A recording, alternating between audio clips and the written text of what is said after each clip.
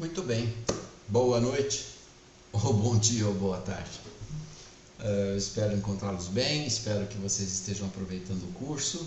Já estamos ao longo da terceira semana, talvez. E como eu mostrei para vocês nas aulas anteriores, apesar de serem aulas muito rápidas, né? Eu deixei claro o quão enorme é o desafio que nos são impostos neste momento.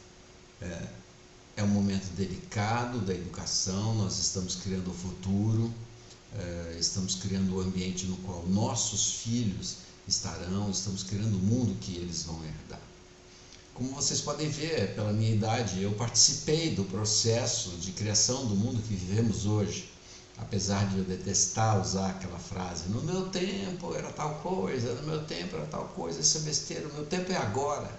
A diferença que me separa possivelmente da maior parte de vocês é porque eu sou um pouco mais velho.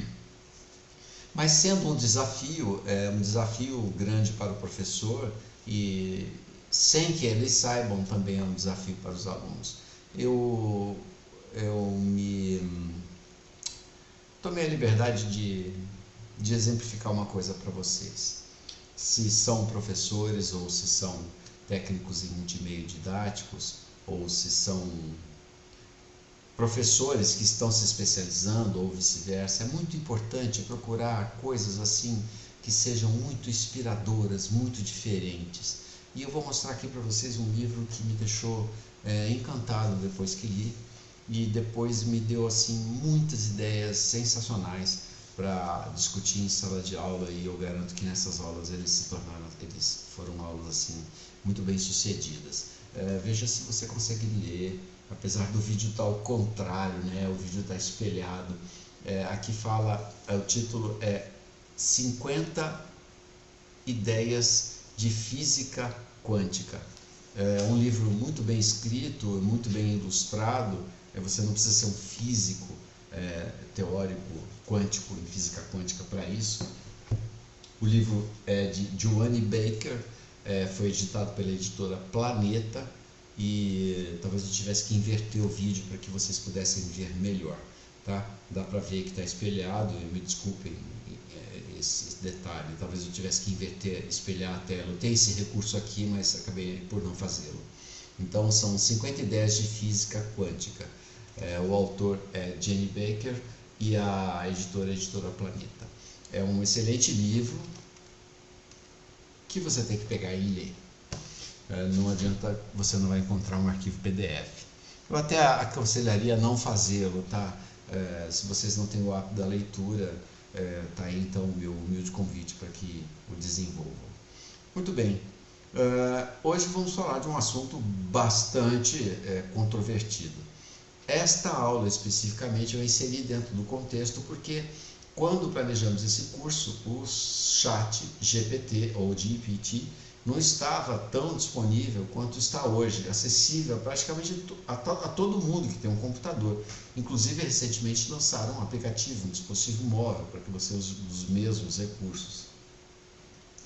E, a princípio, eu estava achando que aquilo era apenas uma compilação do que a gente já encontra no Google, mas é surpreendente as perguntas e a forma como elas são respondidas. Então, comecei a avançar nas perguntas, comecei a fazer perguntas matemáticas subliminares, como encontrar um padrão numa sequência numérica enorme, pedi para que escrevesse programas de computador com pedidos complexos em diferentes línguas, e não só escreveu, como explicou o que fez e ainda me disse aonde compilar. Então, se você é um professor de linguagem de programação, por exemplo, como eu tenho sido em algumas aulas, é complicado porque você pede um exercício, o aluno vai lá no chat GPT e pede, e o exercício fica pronto.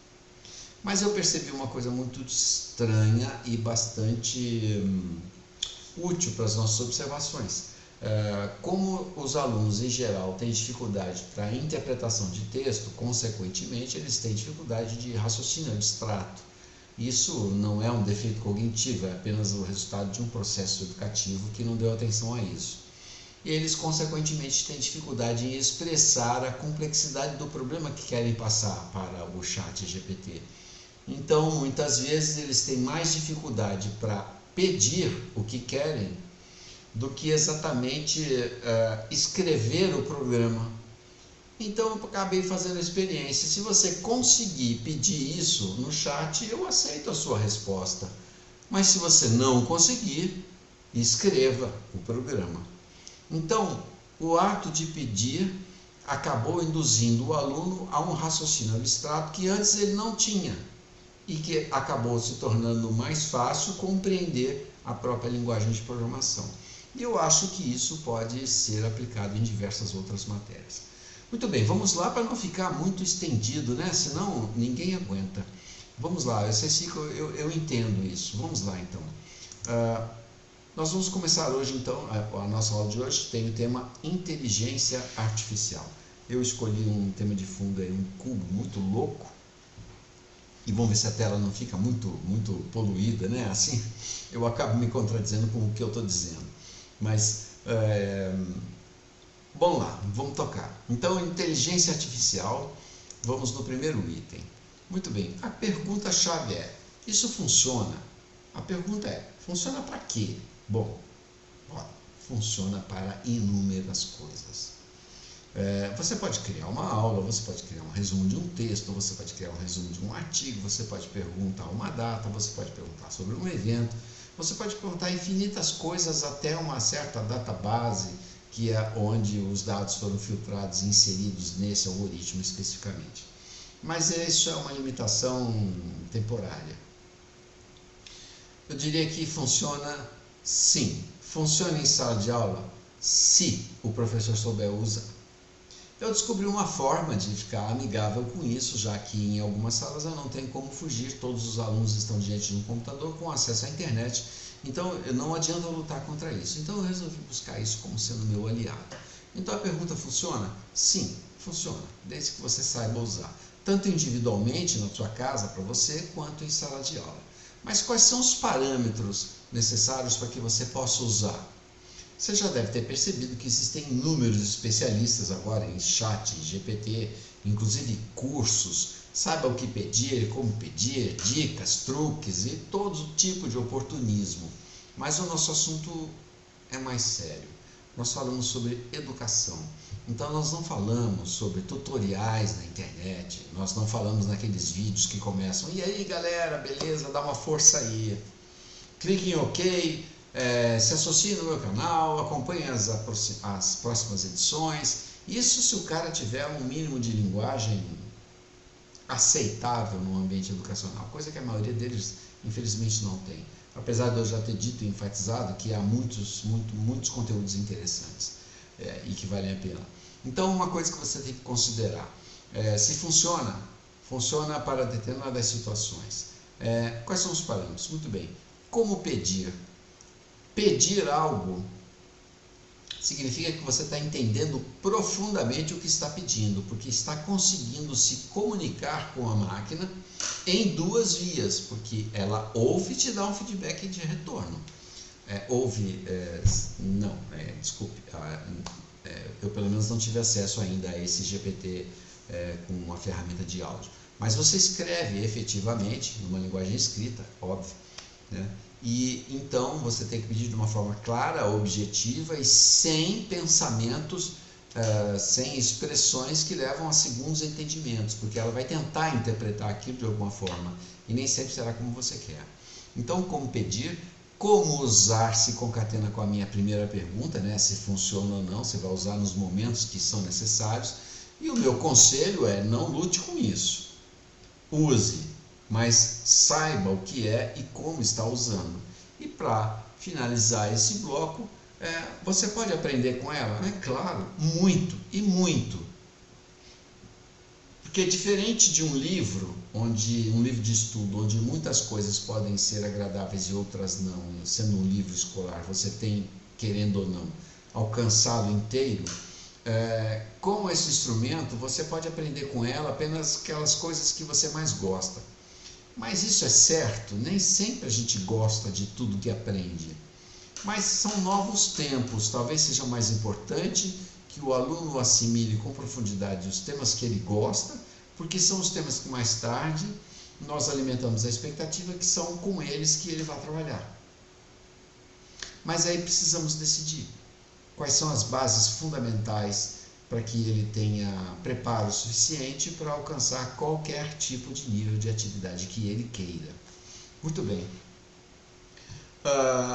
Prosseguindo.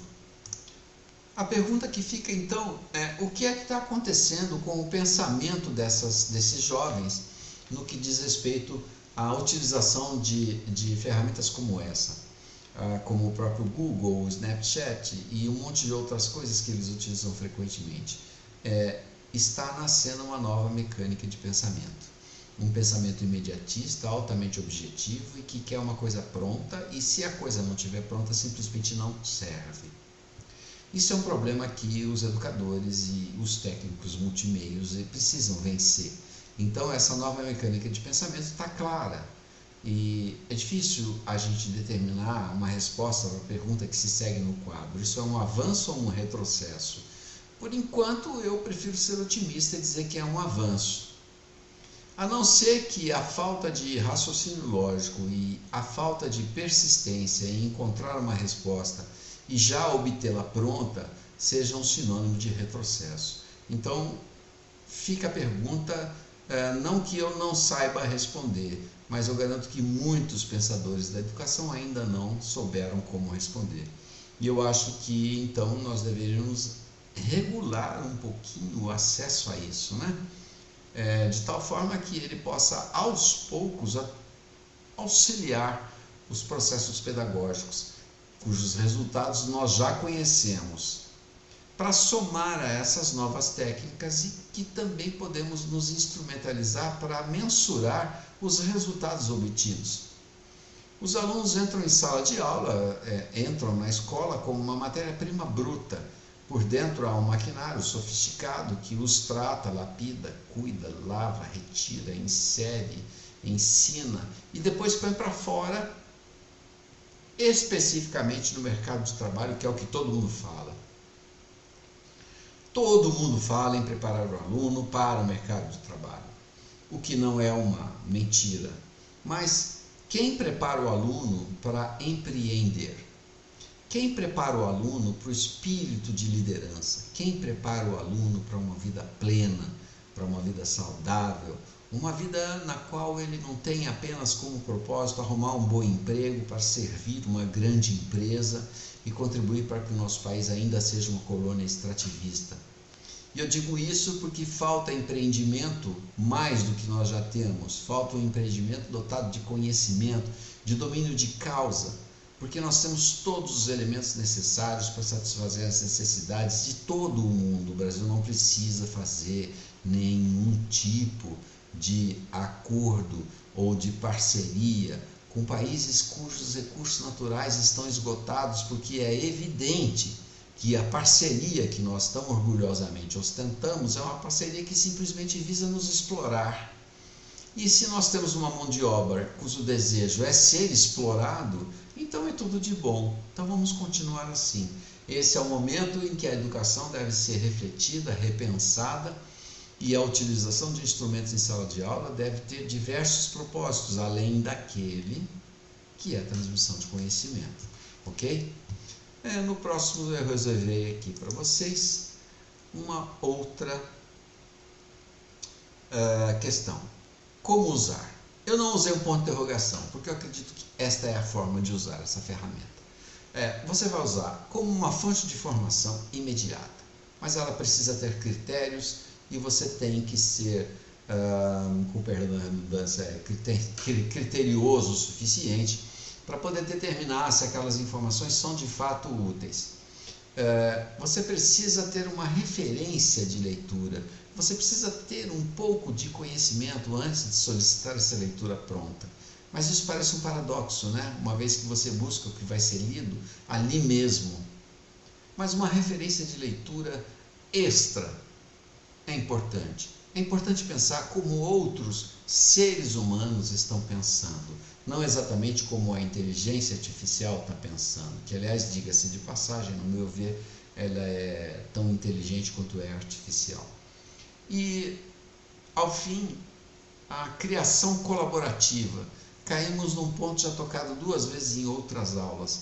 A criação colaborativa é você criar algo juntamente com a informação que lhe foi dada através de uma pergunta cuja resposta lhe foi dada pelo chat GPT.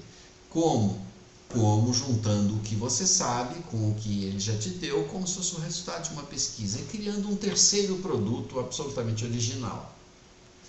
Isto é bem complicado, acreditem, eu já participei de bancas de monografia cujo trabalho estava impecável, dentro das normas, com notas de rodapé e tudo mais, mas era um português tão bem elaborado que eu tenho certeza que não foi o aluno que fez.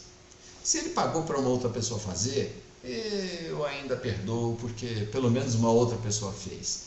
Agora, estava muito com cara de uma pesquisa completamente pedida no chat GPT. E isso é muito ruim, porque um trabalho de conclusão de curso é a prova de tudo aquilo que você fez durante todo o curso. Aliás, até um curso de graduação, né? Um curso de graduação. É necessário que o aluno despreenda um pouco de esforço e realmente pesquise e use o chat GPT apenas como mais uma fonte de informação. De qualquer forma, é uma ferramenta extremamente eficaz, importante, que está aí e com a qual nós não podemos lutar. Então, o técnico multimeios didáticos tem o dever de conhecer muito bem essa ferramenta antes de levá-la em sala de aula. Muito bem. Quase que finalizando aqui, como aplicar? Essa é uma pergunta que eu deixo em aberto, porque eu mesmo, particularmente, ainda estou testando, mas existe, e existe essa preocupação. Como aplicar? Qual é o melhor momento em que você permite que o aluno faça uso da inteligência artificial para produzir um texto, para terminar um trabalho, para concluir uma tarefa? De que forma? Qual é o melhor momento em que o resultado que a inteligência artificial te der vai contribuir para o conhecimento daquele aluno? Ou ele está sendo apenas imediatista, assim como ele é no celular? Tocou, o resultado está lá. Tocou, o aplicativo abriu. Tocou, tirou a foto. Tocou, o trabalho está pronto. Isso me cheira um pouco de confusão.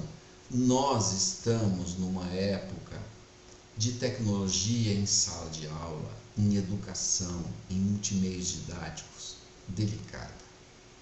Por isso, o curso que vocês estão fazendo é extremamente importante e eu espero que a minha humilde matéria, dentro deste contexto todo, seja capaz de abrir os olhos de vocês e entender a importância do que está acontecendo neste exato momento debaixo dos nossos narizes.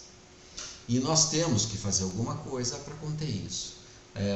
No meio de toda essa confusão, eu ainda não ouvi nenhum tipo de discurso convincente sobre conteúdo, sobre o que nós vamos passar para esses jovens. Que tipo de hard skills nós estamos implantando nesses meninos e que tipo de soft skills estão sendo construídas na relação interior destas crianças, destes jovens, destes estudantes, com a sociedade que os espera em muito pouco tempo. Muito bem, então esse é um assunto que eu gostaria de abordar durante muito tempo e eu particularmente gostaria muito que matérias como essa fossem tratadas presencialmente, porque eu poderia responder perguntas imediatas, poderia compartilhar experiências que vivi de uma forma mais intensa, mas enfim, este é o formato do curso e graças a eles nós podemos alcançar um número muito grande de alunos.